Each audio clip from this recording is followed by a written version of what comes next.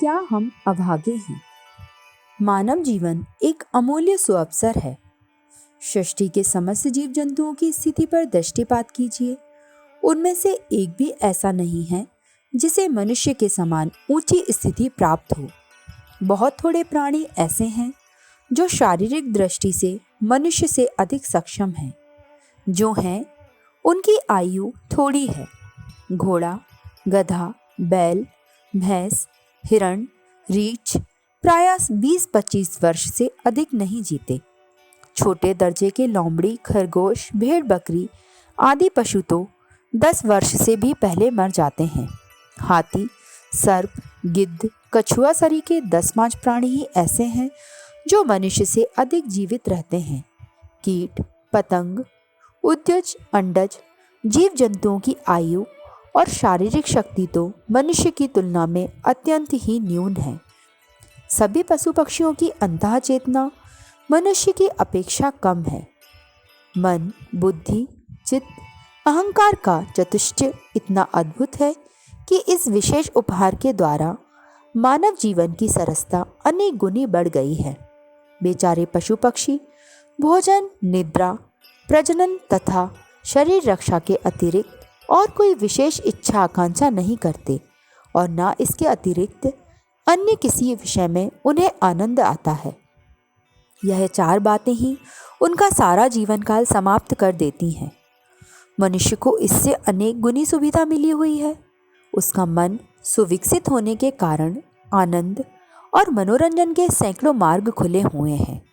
संगीत, साहित्य, कला, निर्माण, अन्वेषण, इंद्रिय तृप्ति, पर्यटन, निरीक्षण, क्रीड़ा, विनोद, संगीत, मैत्री, नेतृत्व, कल्पना, संचय, उपार्जन, प्रशंसा, उपकार आदि नाना प्रकार से मनोरंजन कर सकता है। उसमें इतना बुद्धि कौशल मौजूद है कि स्थूल शरीर की साधारण समस्याओं को आसानी से हल कर लेता है। 8 घंटे के परिश्रम में एक अशिक्षित मजदूर भी उतना कमा लेता है कि उसका तथा उसके आश्रित कई परिजनों का जीवन निर्वाह हो जाता है। शेष 16 घंटे उसे अन्य मार्गों से जीवन का आनंद प्राप्त करने के लिए बच जाते हैं। चतुर मनुष्य तो इससे भी कम समय में सुलभ श्रम से इतना अधिक कमा लेते हैं कि वे उनकी साधारण एवं स्वाभाविक आवश्यकता से वह कहीं अधिक होता है। यह सुविधा सृष्टि के किसी अन्य प्राणी को प्राप्त नहीं है। उन्हें तो शरीर यात्रा में ही समय बिताना पड़ता है और क्षुधाओं के निवारण की तृप्ति से ही संतुष्ट होना पड़ता है। हम में से कई व्यक्ति अपने से अधिक धनी, संपन्न, शिक्षित, चतुर, सशक्त, सुंदर व्यक्तियों से तुलना करके अपने आप को दीन, दरिद्र, दुखी अनुभव किया करते हैं। सोचने का वह तरीका बहुत ही गलत, दूषित एवं भ्रमपूर्ण है। इस दृष्टि से तो ईर्ष्या का कभी अंत ना होगा। जैसे जैसे अधिक संपन्नता बढ़ेगी वैसे वैसे तृष्णा और दीनता का दर्द भी अधिक होगा। कभी शांति ना मिलेगी। संपत्तियों का कोई अंत नहीं। एक से एक बड़े पड़े हुए हैं। उनसे अपनी तुलना करके दीन भाव मन में लाने की आवश्यकता नहीं। मानव प्राणी किसी भी दशा में हीन दीन नहीं है। परमात्मा ने हमें सर्वश्रेष्ठ मानव जीवन प्रदान किया है। इसके आनंदों का ठिकाना नहीं। इसके द्वारा आत्म कल्याण का सर्वोपरि मार्ग उपलब्ध होता है। गरीब से गरीब आदमी भी अपने अंतःकरण चतुष्ट द्वारा इतने अधिक आनंदों को प्राप्त करता है जिनके कारण उसे एक स्वर से सौभाग्यशाली, संपन्न तथा ऐश्वर्यवान कहा जा सकता है। इतनी ऊंची स्थिति को प्राप्त करके हमें प्रसन्न होना चाहिए। इतना महत्व प्राप्त करने पर भी जो अपने को गिरी हुई स्थिति में अनुभव करता है, भाग्य को कोसता है, ईश्वर को दोष लगाता है, उसे क्या कहा जाए।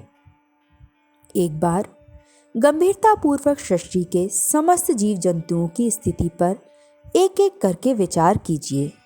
केंचुआ, मछली, मक्खी, मकड़ी, मेंढक, कछुआ, कबूतर, सारस, बकरी, गधा, बैल आदि की कठिनाइयों पर अपनी कल्पना शक्ति को केंद्रित कीजिए। उनकी दिनचर्या, कठिनाई, असुविधा, विवशता तथा आनंद की तुच्छता पर विचार कीजिए। तब आपको प्रतीत होगा कि मनुष्य की अपेक्षा कितने पिछड़े हुए हैं। यदि वे बेचारे ईर्ष्या कर सकते तो हमारे लिए कहते कि उनकी अपेक्षा हम उतने सुखी एवं उन्नत हैं जितना कि हम अपने से ऊंचा स्वर्ग लोक के देवताओं को समझते हैं।